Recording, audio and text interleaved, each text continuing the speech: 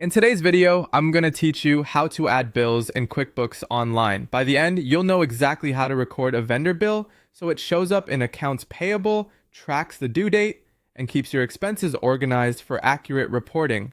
First, sign in to your QuickBooks Online account and head to the main dashboard. Look over to the left-hand navigation panel. Open the Create menu, sometimes shown as New or a plus icon. In the panel that appears, find the Suppliers section and choose Bill. That opens the bill form where you'll enter the details directly from your vendor's invoice. Start at the top by selecting the vendor from the drop-down list.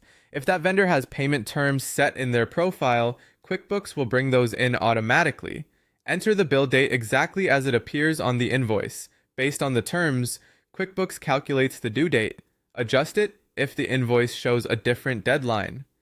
Getting these dates right matters for cash flow planning and for your aging reports, so take a moment to confirm them. Next, fill in the bill or invoice number from the vendor. This reference makes searching easier and helps prevent duplicates if the same bill is received more than once. Type it exactly as shown. You can also use the memo field to add context like the service period or project, which is helpful during reviews or audits. Now move to the category details section. Choose the expense account that best describes the charge. Think office supplies, utilities, or rent.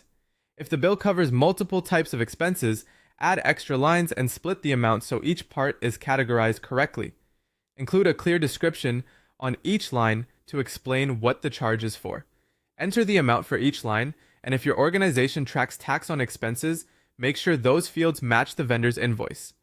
Using category details is ideal for general expenses. If your company tracks inventory or productized services, you might see item details as well, but for a straightforward bill, category details is usually the right place. Before saving, pause for a quick review.